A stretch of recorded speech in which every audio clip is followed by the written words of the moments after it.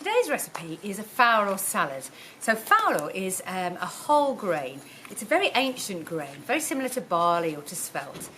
You can get it in all the main supermarkets now, but it is actually a very classic grain from the Garfagnana region of Italy. This is how I tend to buy it when I buy it in Italy, and of course it keeps for years and years. But you can buy it in all the main supermarkets. Very, very good for you. Obviously it's low in fat, but very high in fibre. So it's a great salad ingredient. They use it a lot in a very traditional Italian farro soup as well. But I'm going to show you the traditional farro salad today. It makes a lovely addition to any salads that you might make, say for a barbecue or for a buffet or for a lunchtime. It's just got a little bit more bite to it than perhaps a rice salad, a little bit more interesting. So I boiled my farro for about 25 minutes in lots of nice salted water. I actually add the salt in towards the end of the cooking so it doesn't harden the grain. So when the farro is cooked, it's obviously very similar to if you were cooking barley. And it's just nice and light and much more swollen, obviously, as it absorbs the water. So let's just pop those aside. So I've got my cooked farro. I've got about 200 grams of the cooked farro here. And the other ingredients I'm going to need are some nice fresh tasty tomatoes. These are nice organic tomatoes. A clove of garlic, a little bit of red onion, but you don't want too much of that. And then some really nice herbs. Particularly I've got basil and I've got coriander and I've got some parsley as well. And then finally we'll make a dressing. So let's get all of those ingredients ready. First of all, I'm going to do the onion, and you just want this very finely chopped. Usually use a red onion because it's a little bit sweeter. So I'm just going to do a few little cuts along the top.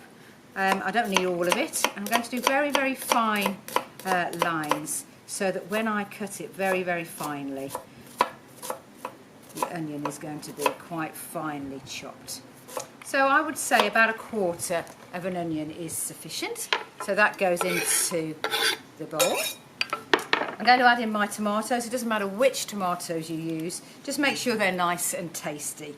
So these have come out of my organic box. So just cut these roughly.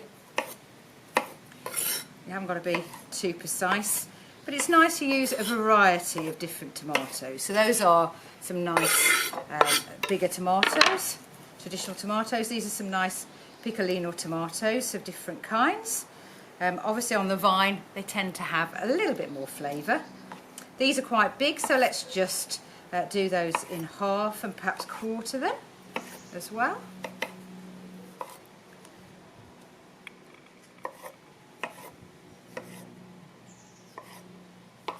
Sometimes I find when I'm cutting tomatoes, if you actually use a serrated knife, it's a little bit easier, especially if you want to slice tomatoes. So that might be something, that might be something you want to try. So I'm going to put a clove of garlic in as well. So that's going to go in raw. So a clove is probably enough, half a clove, depending on what you particularly prefer. So I've got in here my tomatoes, I've got my garlic, I've got my farro, and then I need a nice selection of herbs. So here I've got some nice coriander, some nice basil, just a handful of each will be perfect, and some parsley as well. We can take off the stalks if you want to from the parsley, or you can just chop those finely, or keep them and they can go into a nice soup. So I'm just going to chop the herbs. Sometimes I chop the basil, but usually I just tear the basil, so we'll add a little bit extra in at the end. So using your knife, just chop those herbs nice and finely, ready to stir through. This is a delicious recipe, but my children have always said, no matter how nice it is, it's never quite as good as their favourite delicatessen in Italy. You can't win them all. So let's chop those herbs fairly finely. They're the nicest combination to use. So those go into the bowl as well.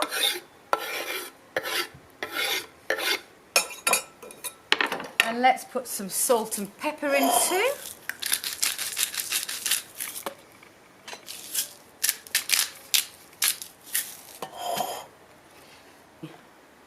So let's make the dressing now. What you need are roughly twice as much oil to vinegar. I'm going to use a light olive oil, so I'm going to have a couple of tablespoons of that olive oil. And then I'm going to use a red wine vinegar, so about a tablespoon of the red wine vinegar.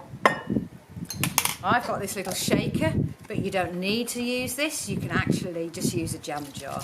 Just shake those together before we pour them over our ingredients. Before I do that, I'm just going to give our beautiful salad a stir, and you can see those beautiful, beautiful colours. I'm just going to pour in our dressing, and I'm going to give that a really nice stir. So you can see how vibrant and delicious it looks. Now you'd think that you needed to serve it quite quickly, but actually this is served at room temperature, and it can be served after it's been kept in the fridge for a day or two, so it will last. But bring it up to room temperature before you serve it. So this is our final salad. You can see how lovely the colours are. Beautiful to make in the summer because you've got lovely tomatoes, particularly at the end of the summer. But also, sometimes it's nice to make in the middle of the winter when you just want a nice pop of flavour and colour that will remind you of the summer months.